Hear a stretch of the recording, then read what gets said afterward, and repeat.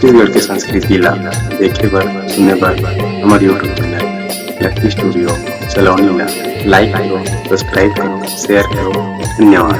और डिगा हो डम डम डम डिगा और लइका ला झूलावा हो जुर के माई पिला। और डिगा हो डम डम डम डिगा लइका ला झूलावा हो जुर के माई पिला। डिगा हो डम डम डम डिगा लइका ला झूलावा हो जुर के माई पिला। डिगा हो डम डम डम डिगा लइका ला झूलावा हो जुर के माई पिला। डिगा हो डम डम डम डिगा लइका ला झूलावा हो जुर के माई पिला। लइका ला झूलावा दीदी जुर के माई पिला हो जुर के माई पिला। लइका ला झूलावा दीदी जुर के माई पिला हो जुर के माई पिला। लइका ला झूलावा दीदी जुर के माई पिला हो जुर के माई पिला। लइका ला झूलावा दीदी जुर के माई पिला हो जुर के माई पिला। डिगा हो डम डम डम डिगा लइका ला झूलावा हो जुर के माई पिला। डिगा हो डम डम डम डिगा लइका ला झूलावा हो जुर के माई पिला। गुड्डी के पापा है झूलना झूलाए बे। गुड्डी के पापा आया है झूलना झूलाए बे। गुड्डी के पापा है झूलना झूलाए बे। गुड्डी के मम्मी आया है झूलना झूलाए बे। झूलना झूलाए बर्दी पलना झूलाए बे। झूलना झूलाए बर्दी पलना झूलाए बे। हाँ झूलना झूलाए बर्दी पलना झूलाए बे।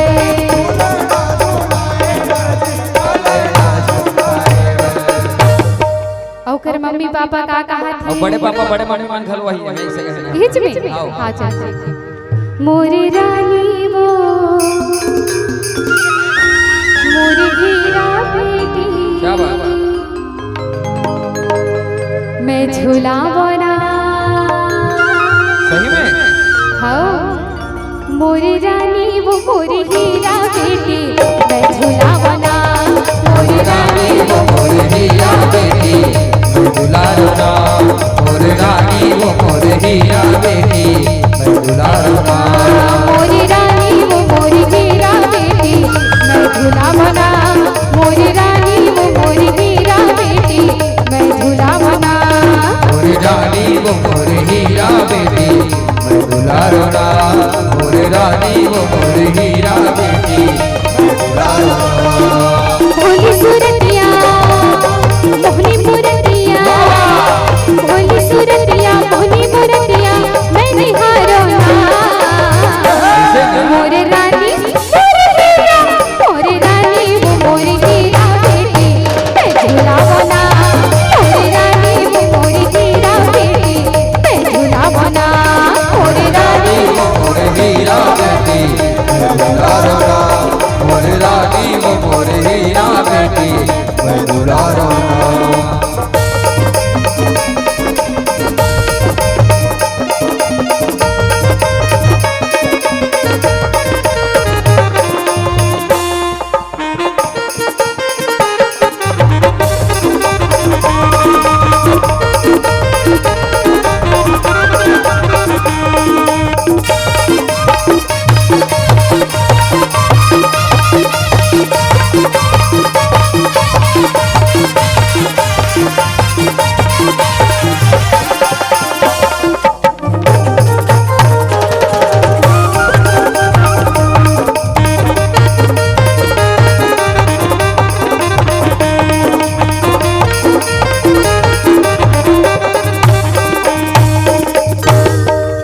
गुड्डी की दादा है झूलना झूलाए बे। गुड्डी के दादा है झूलना झूलाए बे। गुड्डी की दादी आगे पलना झूलाए बे। गुड्डी के दादी है पलना झूलाए बे। हाँ झूलना झूलाए बर्दी पलना झूलाए बे। झूलना झूलाए बर्दी पलना झूलाए बे। हाँ झूलना झूलाए बर्दी पलना झूलाए बे। झूलना झूलाए बर्दी पलना झूलाए बे। तो कर दादी दादा का कहा थे? दादी दादा कैसे कहा थे? काहे ओकर नतनी ने आओ नतरीन और दादी एक दूसरे के दुलौरीन होते और कहा थे का कहते तोर बर ले दे हुनोनी 5 के नड्डा 5 के बिस्कुट अब 2 के चॉकलेट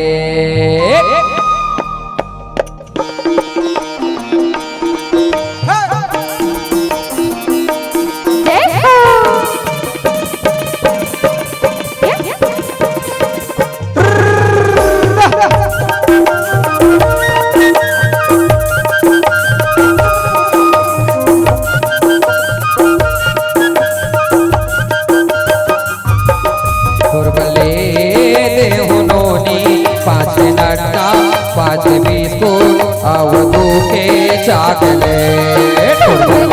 पाँच नड्डा 5 बिस्कुट और 2 के चॉकलेट तोरबले दे हुनोनी 5 नड्डा 5 बिस्कुट और 2 के चॉकलेट तोरबले दे हुनोनी 5 नड्डा 5 बिस्कुट और 2 के चॉकलेट तोरे दादी कंज से नहीं है नोनी तोरे दादा कंज से नहीं है नोनी रही रही के तोला खवाही वो तोरबले दे हुनोनी 5 नड्डा 5 बिस्कुट और 2 के चॉकलेट तोरबले